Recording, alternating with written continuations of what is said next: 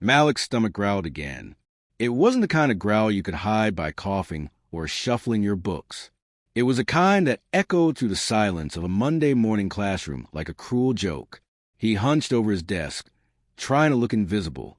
But in the back row, behind the chipped desk and the broken blinds that never closed properly, Malik had never once succeeded in being invisible.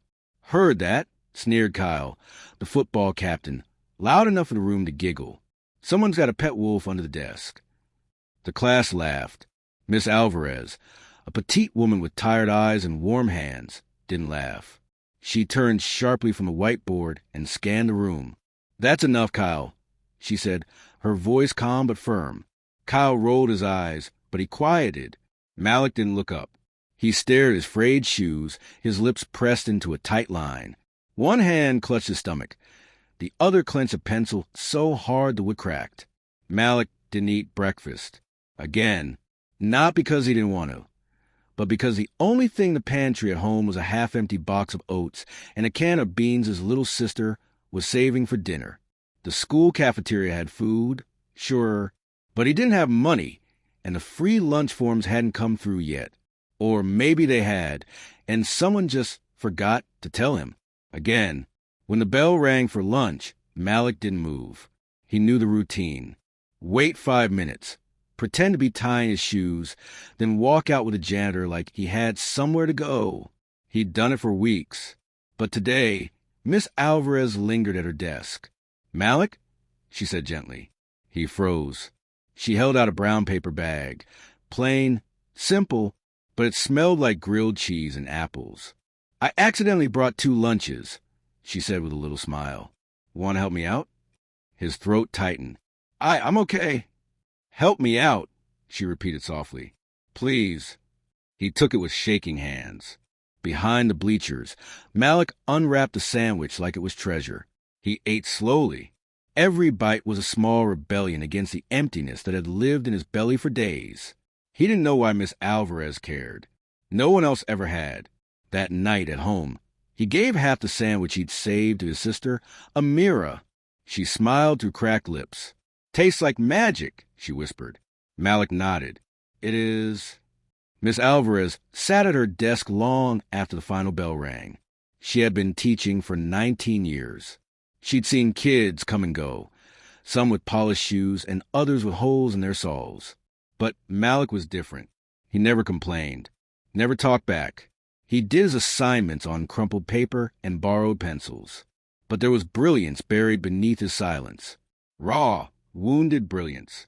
She pulled out a small notebook and began jotting things down. "Malik is hungry. Family situation? Investigate quietly. Keep extra lunch." The next day, she did exactly that. Weeks passed. Every day, there was a mistake. With lunch, Miss Alvarez would forget she brought 2 sandwiches. Sometimes it was soup. Once, it was chicken and rice wrapped in foil, still warm. Malik never said thank you. Not because he wasn't grateful, but because every time he tried, the words got stuck in his throat like a stone.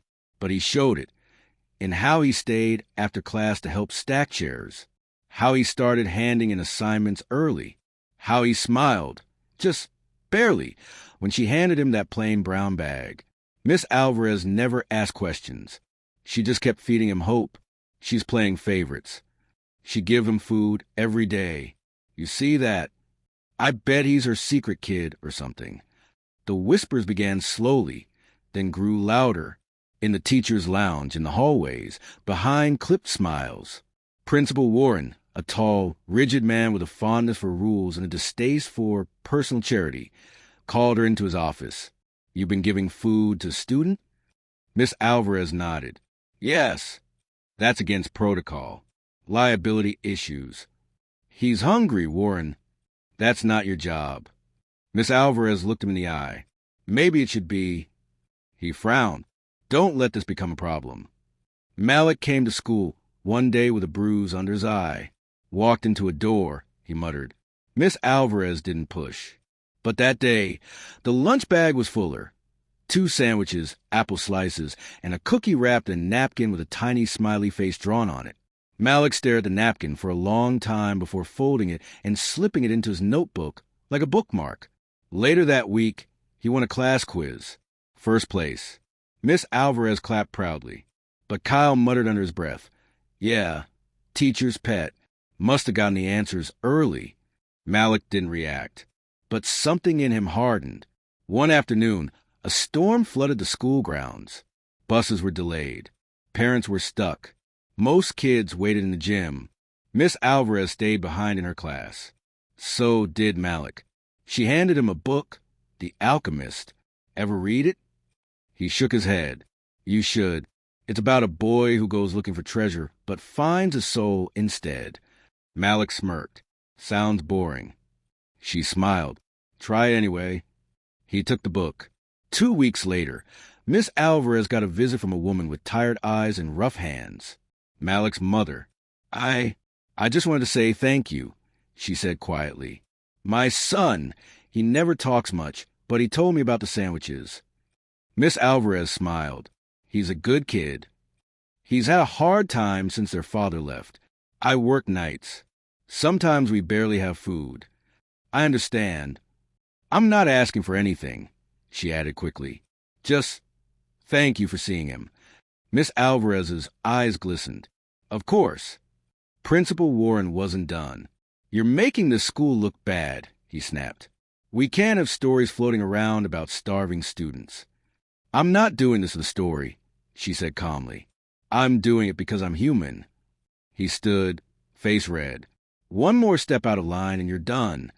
She left his office with her head high.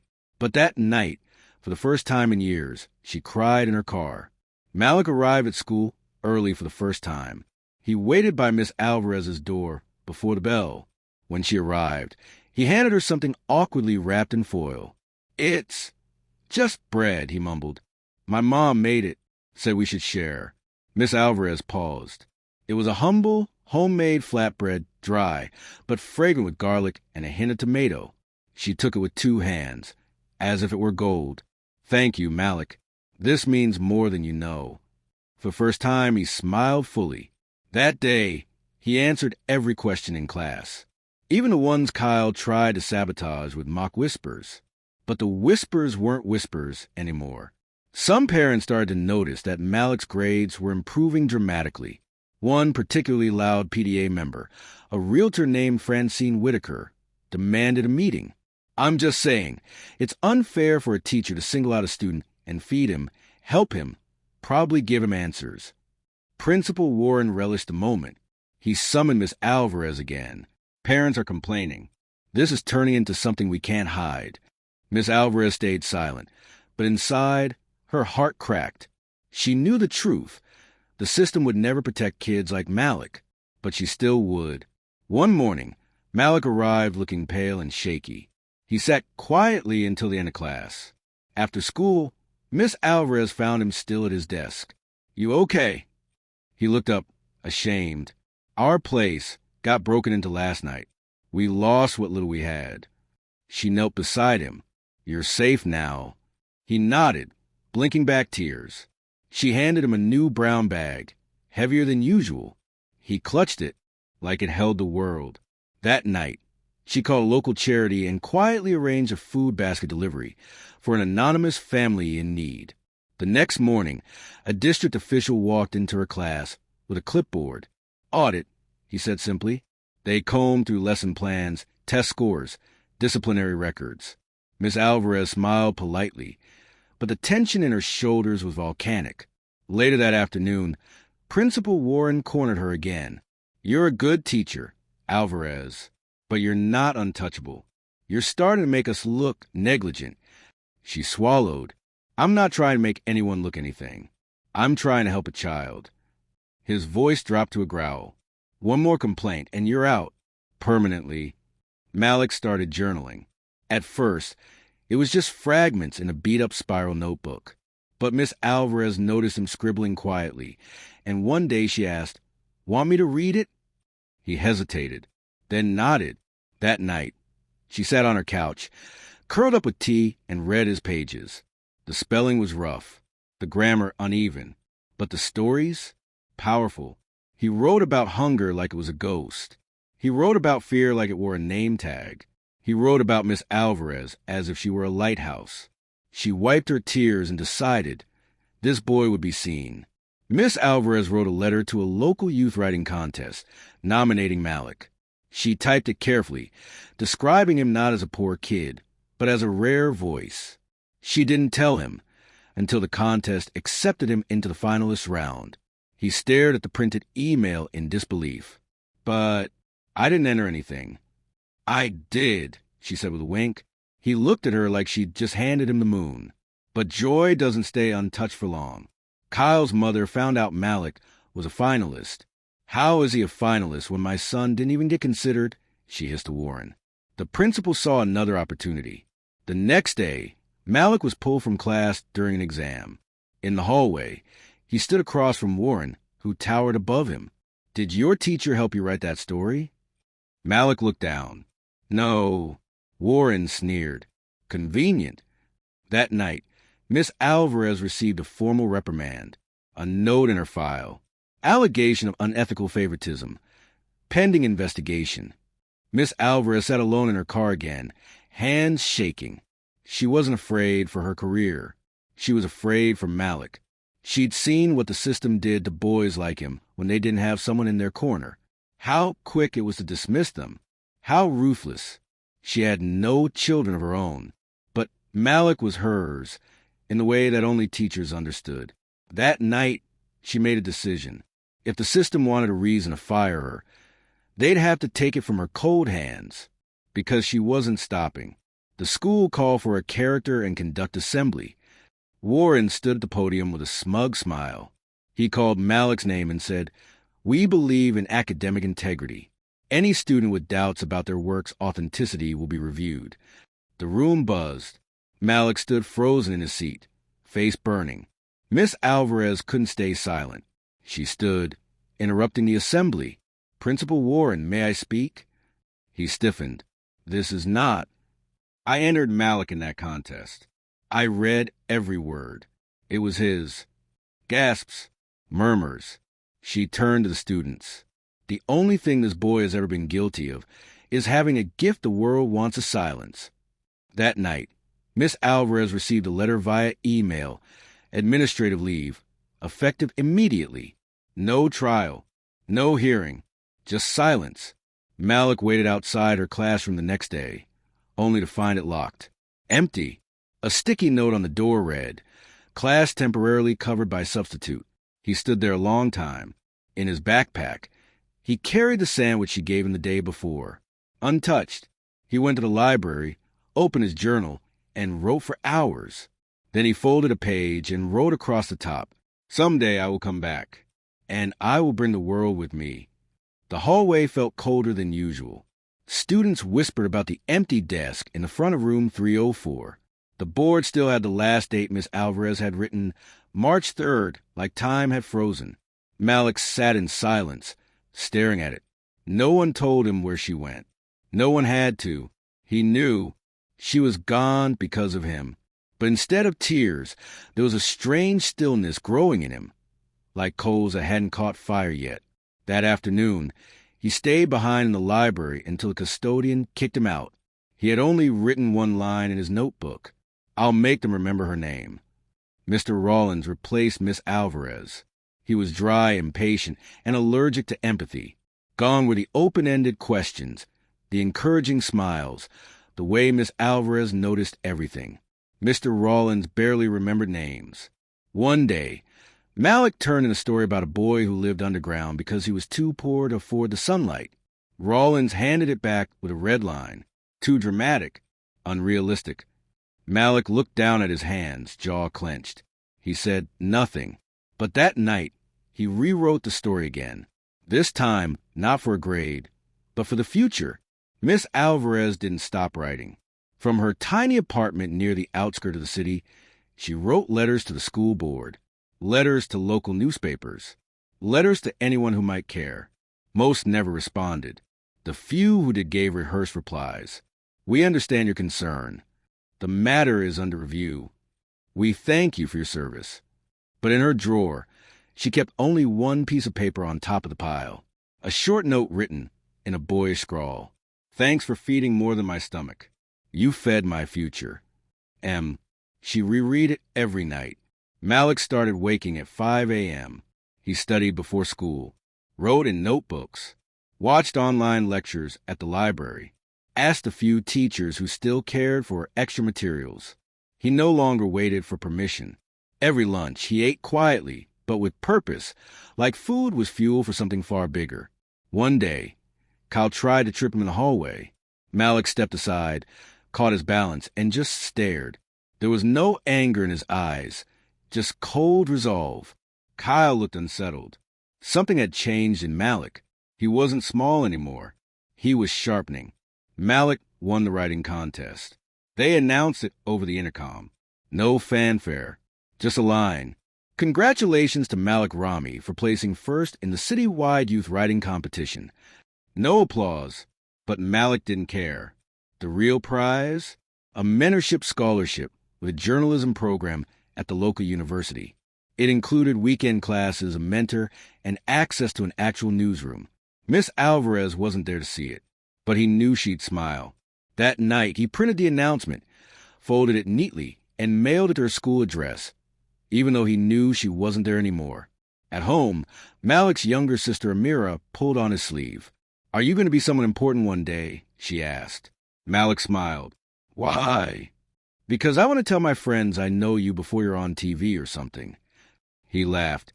"You already do. I'm your brother. But you're not like other people," she whispered. "You keep fighting when they try to break you." Her words hit him deeper than she knew. He hugged her tightly. In that moment, he knew. He wasn't just writing to escape.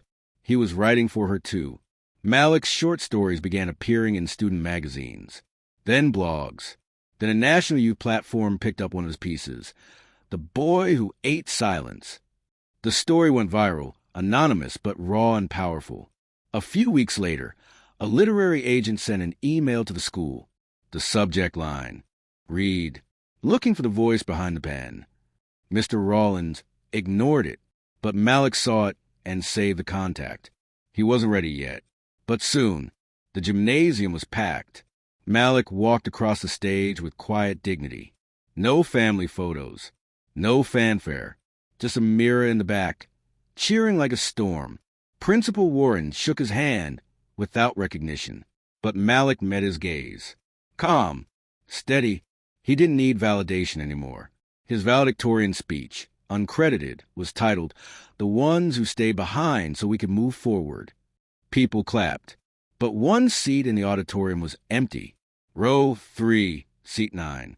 He'd reserved it anyway, just in case. That summer, Malik received a full scholarship to Stanford.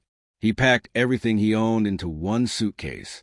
Before he left, he visited the old school one last time. He stood outside room 304, touched the door, and whispered, "Thank you." He left a note taped under the desk he once sat in. Just a sentence. This is where future started. 10 years passed. Malik became a name. His stories were published in the New Yorker, Time, and even turned into a Netflix adaptation. But he never mentioned Miss Alvarez. Never publicly. Not yet. Not until he could find her. Not until the gift was ready. Not until the world was watching. And when it did, he planned to make sure it would never forget the teacher who changed everything. 10 years later, the name Malik Rami had become more than familiar. He was a best-selling author, an award-winning journalist, and recently, the founder of a billion-dollar storytelling platform called Inkwell, a digital sanctuary for underrepresented voices. TV anchors praised his authentic voice. Politicians quoted his essays. But few knew about the quiet kid who one star behind the broken blinds of room 304. Malik had kept that part buried. Until now, because something had shifted. He was ready, and the first thing he needed was to find Miss Alvarez. Malik's assistant, Jenna, raised an eyebrow. "You want us to find a retired schoolteacher from over a decade ago?" Malik nodded. "Yes, she saved me. We'll need a name, maybe a city." Lillian Alvarez, Jefferson Middle School, near Wilcox Avenue. Jenna didn't ask more. Within days, Malik had the entire alumni network, a private investigator, and 2 nonprofit education groups looking. But it wasn't easy. The school had changed names. Old staff records were purged. Miss Alvarez had gone quiet, almost invisible, just like he once had. Malik visited the old school alone. Jefferson Middle had been remodeled. The walls now gleamed. The principal's nameplate read, Principal Thorne. He introduced himself under a different name. Walked the halls. Room 304 was now a computer lab. But the desk, the back left one, was still there. He sat in it, closed his eyes. He remembered the hunger, the laughter, the pain, and the brown paper bags. When he opened his eyes, he whispered, "You made me believe I could matter." The investigator called a week later. Found her. Malik held his breath. She's alive. No social media. No fixed job. She volunteers at a women's shelter downtown. Been there 8 years. Why there? She was evicted a few years after leaving the school. Couldn't find another teaching job. Word got around. She was labeled problematic. Malik closed his eyes. They broke her, but they hadn't erased her. And now, it was time to return the debt. The building was gray and crumbling. Inside, Miss Alvarez sat beside a young woman holding a baby, softly reading a picture book. She was older now, her hair more silver than brown, her face a little thinner, but her voice still warm, still calming. Malik stood in the doorway. He couldn't speak. She glanced up and froze. For a moment, her mind tried to place him. The suit, the beard, the distant eyes. Then recognition bloomed. "Malik," she breathed. He nodded. Tears sprang to her eyes. "My God, look at you." He walked forward and knelt. "You fed me when no one else saw me. You saved me." And then they embraced. Over tea in the shelter's modest kitchen. They talked. She learned about Stanford, the books, the app, the awards. He learned about her battles, blacklisted by the school district, rejected by 3 schools, eventually losing her home. "I thought maybe I'd done something wrong," she said quietly, "that I pushed too hard." "You didn't," Malik said. "You just cared too much. And the world wasn't ready for that." She looked away. "I failed you." "No, you're the reason I didn't give up." She smiled weakly. "I still kept one thing from that time." She opened her wallet and pulled out the folded note he'd once written. "Thanks for feeding more than my stomach." Back at his penthouse, Malik began planning something bigger than anything he'd done before. He contacted education reformists, media contacts, philanthropists. His idea? An endowment fund, the Alvarez Initiative, to reward teachers who go above and beyond and protect them from unjust administrative abuse. He also arranged for a school district to reinstate Miss Alvarez's teaching license. But that wasn't all. He arranged a surprise, one that would unfold at the very place where it all began. Jefferson Middle, now Jefferson Academy, was hosting a 10-year alumni ceremony. Principal Thorne extended a polite invitation to Mr. Rami to be the keynote speaker. He accepted, but asked to keep the content secret. The event was held in the school auditorium. Packed. Cameras. Reporters. Kyle was there too, now a failed motivational speaker and part-time car dealer. He didn't recognize Malik at first. But when Malik stepped on stage, everything changed. Malik stood in front of the crowd. He looked over the rows of faces, some familiar, some new. Then he began. 10 years ago, I was the kid who sat in the back of room 304. I was hungry. I was poor. I was invisible. But one teacher refused to let me disappear. He told the story of the brown paper bags, of the sandwiches, of the day she was punished for choosing kindness over rules. They tried to erase her. They failed. He paused, then turned, and out from the backstage curtain stepped Miss Alvarez. The auditorium fell silent, then rose to its feet. Applause thundered. People wept. Even Kyle looked like he might. Malik turned to her. "I came back to say thank you, but I also came back with a gift." He turned back to crowd. "Today, we're launching the Alvarez Fund, a $20 million endowment that will support underpaid teachers across the country. And the first recipient, the woman who fed more than my stomach, she fed my soul." Miss Alvarez shook her head, overwhelmed. He placed the oversized check in her hands and whispered, "You saved me. Now let me help you save others."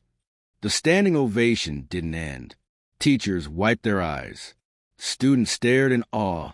Even Principal Thorne, who had never met Miss Alvarez before, looked humbled. Malik stepped back and gestured for her to speak. Miss Alvarez clutched the microphone with trembling hands.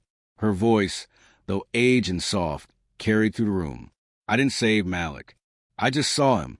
That's what teachers are meant to do. See the potential in kids before they see it themselves. And if I had to do it all over again, I'd still pack that sandwich. Every single day." Silence. Then more applause, louder, deeper. It wasn't just for her. It was for all the teachers like her, and all the kids like Malik. After the ceremony, Kyle approached Malik in the hallway. He had aged roughly, his arrogance now replaced by the weight of disappointment.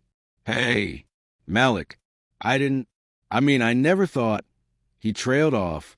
Malik looked at him, then offered a firm handshake. "I know," Malik said. "Most people didn't think I'd make it. That was the point." Kyle laughed awkwardly. "Yeah, life's funny like that." Malik nodded. "It gives back what you put in. And sometimes it gives you justice." That was the last they ever spoke. After the event, Malik walked Miss Alvarez back to room 304. It had been converted into a technology lab, filled with new desks and flat-screen monitors. But Malik had arranged for her old wooden desk, the one with a tiny drawer where she once kept extra sandwiches, to be restored and returned for the day. She touched it gently. "I used to keep the lunch bags here." He smiled. "I know." Taped inside was a small plaque now, to Miss Lillian Alvarez, whose kindness fed greatness. Never forgotten. Within weeks of speech, the Alvarez Fund went viral. Teachers from around the country submitted stories. Students wrote testimonials. News outlets ran headlines like, "Billionaire pays back teacher who fed him as a child." "Compassion meets comeback, a fund for forgotten heroes." She fed him a sandwich. He fed the nation a story. The story made it to Good Morning America, The Today Show, and even Oprah. Malik and Miss Alvarez appeared together in interviews, but she always redirected the spotlight. "This isn't just about me," she said. "It's about the thousands of educators who do what I did and more every single day." One afternoon, Malik drove Miss Alvarez to a quiet neighborhood near a park. He stopped in front of a modest, beautifully furnished apartment. "What are we doing here?" she asked. "This is your new home." She blinked. "Malik, no, I couldn't." He held up a key. "You gave me something when I had nothing. Please, let me return the favor." Inside the apartment was a kitchen stocked with her favorite teas, a cozy reading chair, and photos from her former students, ones Malik had tracked down across the country. Many wrote simple captions. "Thank you for seeing me." Malik offered Miss Alvarez a position as the director of teacher outreach at Inkwell, working with schools to identify and uplift overlooked talent. She accepted after some hesitation. But once she stepped into the office and saw the staff standing to applaud her, something in her healed. She was no longer just a retired teacher. She was a movement. Back in New York, Malik's younger sister Amira, now a social worker, surprised him with an email. "Thought you might want to see this," she wrote. Attached was a letter from a school in Queens. A young boy had written about a new program that gave his teacher the money to buy breakfast for students every morning. The letter ended with, "It's like someone out there remembered us, like someone gave us back our voices." Malik smiled, his eyes glassy. Justice didn't always come through courtrooms. Sometimes it came in a brown paper bag. Miss Alvarez sat at her desk in her new apartment. She took out her old notebook, the one she used to keep teacher notes in. She turned to a fresh page and began to write, "Dear Malik, asterisk, you always thank me for feeding you. But truthfully, you fed me, too. In a world that tried to make me invisible, you saw me. And you reminded me that sometimes the smallest act of kindness creates the loudest echoes. Thank you for the gift, for the fight, for proving to the world that every child is worth the risk. With pride, Miss Alvarez." Malik stood again on a stage. this time in front of a stadium of educators at a global summit. He held up the very same brown paper bag she once gave him, now laminated and preserved.